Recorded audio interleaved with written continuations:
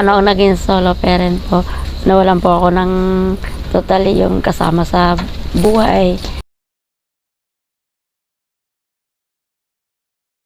Ako po si Leia Egipay, 45 years old. Ilan na po anak niyo? Bali, 4 po. Sa kabutihang palad, 4 sa anak ni Leia ang nakakapag-aral. Ang panganay niyang anak na si Nene ay scholar ng simbahan. Sa tulong po ni Kagawad, Gloria Arellano po, siya po ang bali nagano po ng pinaka-scholar po nila yung 3 ko pong anak sa ano na po ng Methodist po. Siya po nagpapa-allowance po weekly po.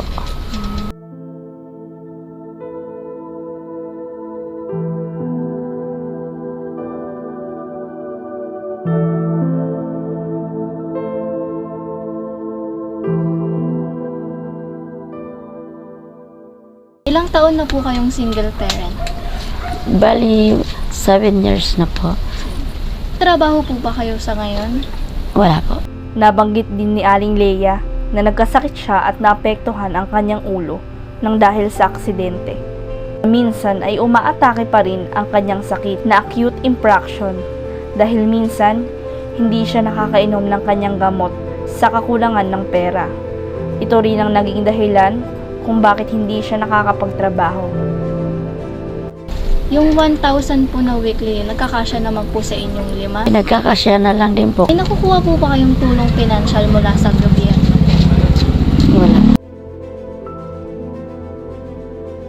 Po na pagkakasya yung 1K sa mga expenses niyo po. Sabi nga ng mga anak ko noon daw nagtatrabaho ako mayroon kahit pa paano nakapagmanok-manok. Ngayon tuyo na lang daw. Sabi nga pag maiksi ang kumot, matutong mamalok. Kasi wala po talagang choice. Saan niyo po nalaman yung programang solo parent at paano po kayo nakasali dito? Matagal na po bali ako active po. Pero hindi po ako bali naging ano po noon kasi nagtrabaho po ako noon. Bali, ngayon lang po bali, mag-1 taon pa lang po ako naging active. Gawa po sa nawalan po ako ng trabaho. Sa tingin niyo po ba, malaki po yung naitutulong sa inyo ng programang para po sa mga solo parent? Malaki din naman nagiging ano po sa amin kasi gaya niyan pag may unang-una po kay Kagawad Lo, tas andyan po yung mga officers po ng solo parent. Pag kagaya po niya na sa kagipitan po, laking po tulong nila kasi sa mga solicit po, nagsusulisit po sila, nakakatulong po talaga. Pero sa gobyerno po ng solo parent, wala pa po. Paano ako naging solo parent po? Nawalan po ako ng totally yung kasama sa buhay. Totally po simula po yung 1 taon pala yung pangalawa ko pong anak. Ako na po talaga nagtaguyod sa kanila po. Bali ang panganay ko po noon 2 years old and a half. Ako na po nagtaguyod po sa kanila. Sa kanila, dalawa po sila magkapatid po noon. Tapos nung ano po, nawalay pa ako kasi sa papa po nila. Ako na rin po nag-asawa po ulit ako. Tapos wala rin pong swerte. Bali, pagdating po ng 1 taon, nung pangatlo ko pong anak, ako na rin po nagtaguyod po. Lumuwas na po ako ng Maynila para ako po magtrabaho po talaga. At iniwan ko po sila sa kapatid ko sa probinsya. Saka ko po papadala na lang po ako doon tuwing sahod ko po. Ayun nga po, nabanggit nyo nga po na nawala nga po yung una nyo kinakasama, tapos sumunod po, nag-asawa po kayo, minalas po kayo. Nangyari po, iniwan nyo po yung 2 nyong anak sa probinsya. Ano po yung Bali, buhay 3 nyo? po. Naging buhay nyo after nyo po iiwan yung anak nyo sa probinsya para po magtrabaho? Namabrika po ako. Tapos pag wala po sa pabrika, nangangatulong po ako. Totally, marunong din po ako manahe. Kaya lang po, yung sa ngayon po, hindi po talaga ako nakapagtrabaho. Kasama ang palad din kasi dito, nabangga lang din ako nung nakaraang taon. Bali 1 year na po ngayon. Kaya po ako nawalan po ng trabaho. Simula po yung maagkano po yung ulo ko po. Nag-spark yung ulo ko. Kaya medyo nahinto po. Kaya lang po nung maaksidente po ako, nawalan po ako ng trabaho. Nagtitik pa ako ng gamot. Kaya doon po talaga sabi ko, hindi ko na alam po anong gagawin ko.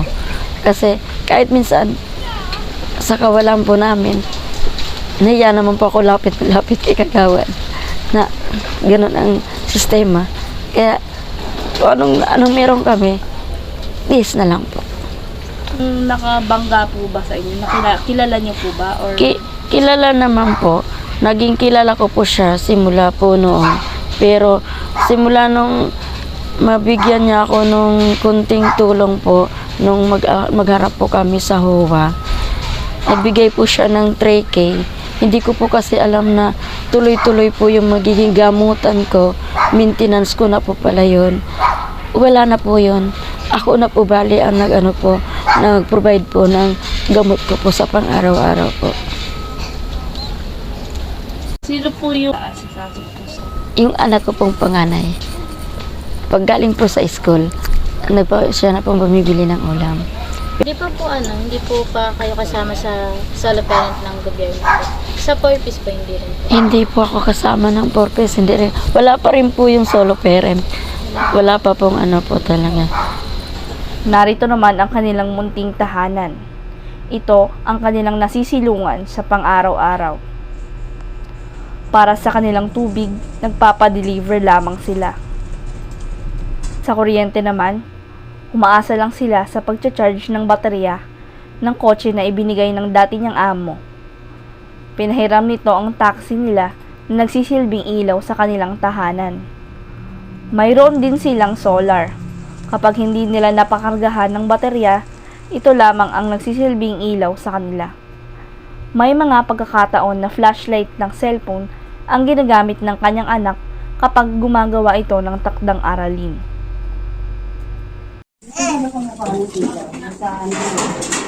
Pinagpakargahan lang nila yun. Ganyan lang ang nila. Diyan sila nag-ano ng kuryente. Kaya power bank. Bilang ang pangalawang nanay na nga sa mga kapatid niyo, no? Nahihirapan ka po bang pagsabayin yun na asikasuhin yung sarili niyo pati yung mga kapatid niyo? Hindi naman po. Yung pag-aaral ko naman po na gagawa ko po kapag madaling araw. Kapag pagluluto naman po, yung pag-uwi ko naman. Tapos yung mga kapatid ko minsan makulit. Hindi po madaling asikasuhin.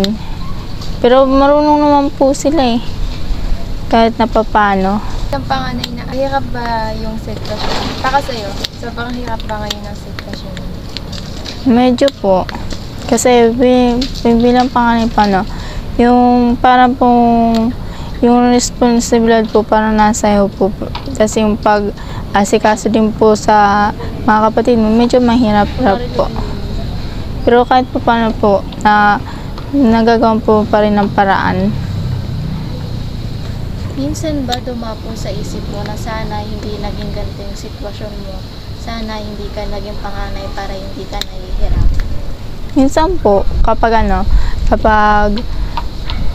maraming pinapagawa sa school, lalo kapag minsan yung pasan agad-agad, kasi yung stress ka pa kapag kapag yung ibang teacher kailangan pa mag-practice sa labas, pero yung ibang teacher naman na hindi agad-agad yung deadline, hindi agad-agad binibigay, kaya naman nakakaraos pa rin naman. Ano yung message mo para sa mama? Magpagaling po siya para po paglaki, para po pagtanda niya po, kami naman po yung makatulong sa kanya at masuklian po namin siya. Bilang may sakit yung mama mo, no? Bilang nakakatanda rin yung mama mo, nahihirapan ka ba na alagaan siya sa sitwasyon niya? Medyo po, kasi minsan si mama nagigising po kahit anong oras eh. Wala pong pinipili eh. Pero minsan po gising ako kasi may ginagawa pa rin ako. Kasi minsan yung mga gawain ko sa school, hindi ko agad-agad ginagawa. Ginagawa ko lang kapag malapit ng oras. Yung dalawang tatay po ba na yun, nagsusustento po or isa lang po? Yung papa po ng bunso ko. Pero yung sa pangatlo ko, paminsan-minsan. Pero yung sa dalawang anak ko po sa una, wala po talaga. Since naiwalay po ako sa kanya ng 1 years old pa lang po yung pangalawa ko pong anak. Wala po talaga. Yung yung una niyong asawa, paano po kayo naghiwalay? Babaero po masyado. Sobrang ko doon talaga.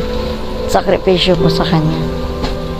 Kung mapapanood man niya, kung i-airy niyo, alam na po niya kung anong katotohanan. Sa pangalawa naman po, paano po kayo naghiwalay? Medyo din kasi nananakit din minsan. Tsaka lasinggero. Yung po ang inayawang ko rin. Ako po si Nilda de la Cruz. Isa po ako sa Vice President ng Solo Parent dito sa amin sa Barangay 168 Diparo. At isa po si Leia sa mga solo parent namin na talagang kailangan tulungan kasi nga sa sitwasyon niya at saka sa mga naranasan niya. Na-adapt ko talaga yung problema niya sa mga naging tawag dito, ang maging trials niya. Lagi niya akong nakakasama. Usually, hindi man kami makatulong talaga sa financial niya. Gumagawa kami ng paraan para kahit papano matulungan siya. Pero hindi pa rin sapat. Yun nga, pasalamat kami kay Kagawad Gloria Arellano kasi kahit paano yung mga solo parent na linalapit namin na talagang nangangailangan talaga kahit paano natutulungan. Gusto naman talaga namin yung tulong namin hindi sumasapat. Ako po si Mary Grace B. Eusebio, 46 years old. Ilang taon na po kayong solo parent president? 8 years na. Ako naging solo parent president ng Barangay 168 Diparo. At paano po kayo naging solo parent? Ako naging solo parent dahil isa akong byuda. 10 years na pong namatay yung asawa ko at may isa po akong anak. Ano-ano pong mga proyekto ang isinagawa ng barangay para sa mga solo parent? Tulong naman ng barangay in general naman, pangkalahatan. So, bali nung panahon ng pandemic, isa naman ng mga solo parent na nabigyan ng ayuda, na isali naman po sila sa SAP. And may mga NGO po ba na mga tumulong sa inyo nung pandemic or hanggang ngayon po? Sa ngayon, opo, madami. Lalo na yung mayor natin, nakasuporta naman po sa atin, hindi lang sa barangay natin, sa buong Caloocan. Then, andin po yung congressman o kamalapitan po natin. Then, yung mga konseho, yung mga konsehal, yan. Lagi po silang nagbibigay po tulong sa atin. Lalo na pag-araw po ng anniversary ng Solo Parent Barangay 168. Then, nandito na po yung National Council for Solo Parent, kung saan po ay ako yung chairperson ng Caloocan. Then, yung Divorce Coalition Pilipinas, isa rin po tumutulong po sa atin na NGO rin po. Then, yung Interfaith. Yan po, nagbibigay po ng livelihood para sa mga solo parent. Ang pinaka, po natin yan, sa tulong po ni Kagawad Gloria Arellano, ibinaba po sa atin ang Interfaith. At ang isa pa po, yung United Methodist ng Diparo, napakalaking tulong po nun para po sa lahat ng mga anak ng mga solo parent. Nagbigay po lalo ng panahon ng pandemic. Sila po ang naging spiritual kasi marami po talagang naloka. Kasi pag sinabing positive, kala mamamatay na. So, binigyan po tayo ng counseling. Then, yung mga sharing, yung mga pastor, at saka yung mga ayuda, yan. Nagtulong din sila, pambaon. Ayan po, napakalaki pong tulong. Then, yung mga sa HIV, yung mga kabata po, isa rin po mga anak ng solo parent at solo parent po na natulungan po ng HIV or SOGI. Magandang umaga po sa atin lahat. Ako po si Kagawad Gloria Arellano. Ang edad ko po ay 16. Ako ang founder dito ng mga solo parents sa Barangay 168 Diparo. 2008, nag-umpisa po ang solo parent. Ang inyong lingkod na po ang nag-ipon at ito po ay binuo para po sila ay matugunan kung ano man pong kanilang mga kailangan. Kasi po ang proyekto ng barangay pangkalahatan po sa mamamayan ng Diparo. Hindi po yun na tutukoy kung sa solo parent, kababaihan o anuman, pangkalahatan po yun.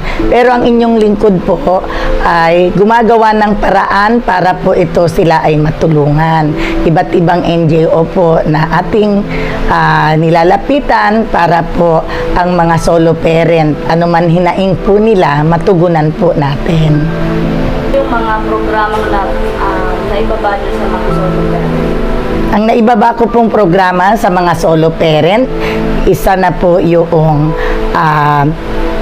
pangkabuhayan po. Ito po sila ay nagtatahi ng mga basahan para po ibenta nilang yon. Ito po ay natugunan ang kanilang mga pangailangan at ganun din po yung kanilang mga anak na inilapit din po natin sa taga Florida na para po na ito po ay naging programa, yung tinatawag na dagdag baon sa mga bata. Ito po ay binibigyan sila ng 300 kada linggo at sila po ay ang requirements nila, may activity po sila ng tuwing Sabado na mag-aral ng Biblia about sa Panginoon at tinuturuan din po sila ng iba't ibang instrumento. Ganon din po yung pag-araw ng linggo, sila po ay dapat manambahan para sila po ay matuto na gumalang sa kanilang magulang, higit sa lahat sa Panginoon, na sila ay maglingkod. Nagbaba din po tayo ng livelihood gaya po ng mga powder soap and ano po yung dishwashing para ito pong ibenta rin nila at mga iba't iba pong kakanin na ituro po natin sa kanila para kahit po sila ay nasa kanilang bahay na meron po silang dagdag kita na online selling po kumbaga at ito po ay nagpapa-order sila sa mga kanilang mga customer. Sa katunayan po, ang solo parent ay 8 taon na po nitong November 30. At sila po ay binibigyan din po natin yung mga masisipag na solo parent ng award para lalo sipagin. And then po kami po ay nakasali din po sa patumpalak gaya po ng Miss Solo Parent. Yung amin pong kandidato na nanalo po ng first runner-up sa buong NCR po. Sila din po ay taon-taon nagkakaroon po sila ng assembly at Christmas party. Ngayon pong 17, kami po ay magdaraos ng kanilang Christmas party at sa tulong ng Diparo United Methodist Church, sila po ay nagkakaroon ng gift giving. Sila po ay nabibigyan ng mga Noche Buena package.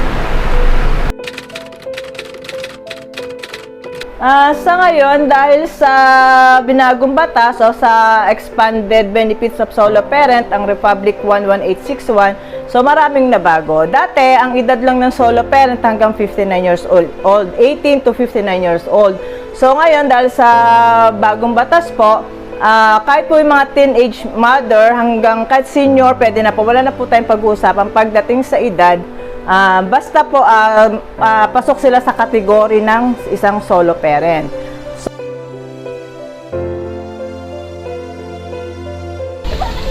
Ano po, bilang isang ilaw at haligi po ng pamilya nyo, ano po mapapayo nyo sa iba pa pong solo parents na kagaya? Napakahirap ang solo parent kasi ikaw lang talaga magtataguyod sa mga anak mo. Ikaw nanay, tatay. Kaya lang pag napilayan ka rin, hindi mo talaga halos makayanan. Depende na lang po kung malakas pa ang loob mo. Iba ang lakas at tapang ng isang single mom. Sa lahat ng solo parent, ang inyong lakas, katatagan, at walang sawang pagmamahal sa inyong mga anak ay kahanga-hanga. Hindi madali ang inyong pinagdadaanan. Ngunit tandaan nyo na ang bawat pagsubok ay may kasamang pagpapala. Saludo po kami sa inyo. Ang inyong katatagan at pagmamahal sa inyong mga anak ay walang katulad. Kayo ang tunay na bayani ng inyong mga anak. So, hi guys! Ngayon papunta kami sa grocery. Bibilhan namin sila ate ng pag-giveaway sa kanila. Kasi pumayag siya ng magpa-interview sa amin. Let's go!